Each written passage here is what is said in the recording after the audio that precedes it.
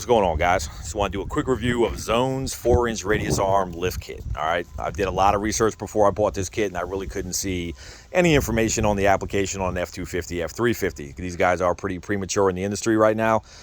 They are owned by Fox, just like BDS is. It's kind of BDS's little brother in the industry.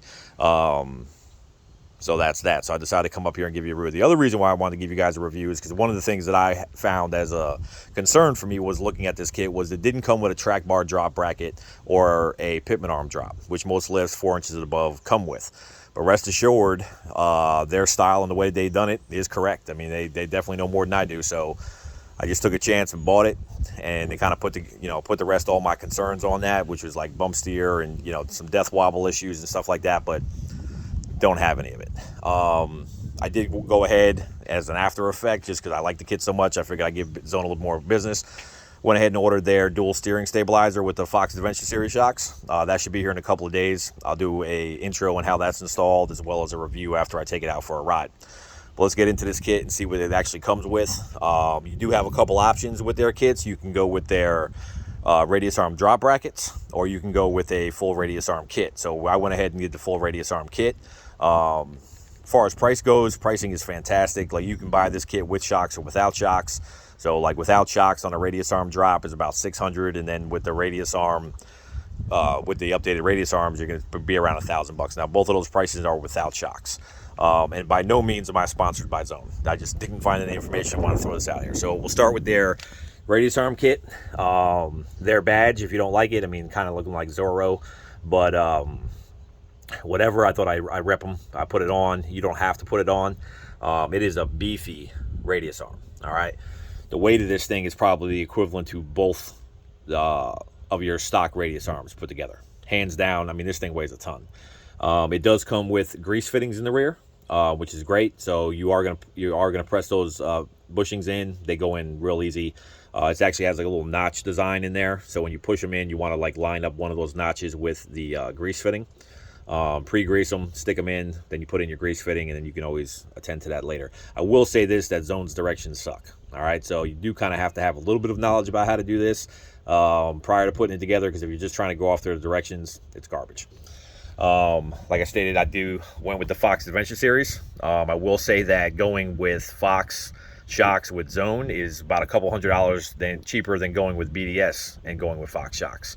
I'm assuming it's because Fox is because they're the more budget-friendly lift kit, that Fox has made their Adventure Series for the Zone kits. So you are getting a 2.0 shock. It is the 2.0 Adventure Series. It's the same shock. Has a little bit different appearance, but same shock. All right. Full-length coil. It does not come with a brake line drop bracket. The brake line bracket that's on there now is for my Ready Lift level kit. Actually, you don't need that. I just left it on. I didn't feel like taking it off. All you're doing is pulling this little I don't know what the hell you call this thing, but whatever. You pull this little piece off that like pinches the brake line in there, and you flip it, because normally it sits up top and bends. So then you flip it on the bottom. You can see I got plenty of brake line. All right. Sway bar drop brackets, that's pretty much standard. And there is your HD track bar that it comes with. All right, kind of give you a little bit of a better view of that. Definitely a little bit bigger than what your stock track bar is. A little bit different bend.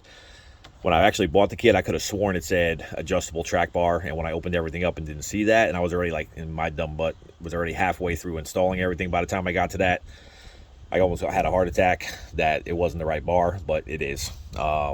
Fits fantastic. All your alignment between your drive linkage and that track bar line up perfectly.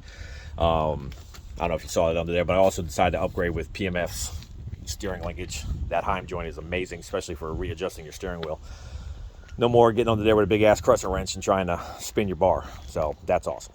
In the back comes with a standard U-bolt reverse kit and a 5-inch block. That's always fun, trying to line up that axle when it's swaying in the wind, trying to get U-bolts and block holes and all that stuff aligned properly.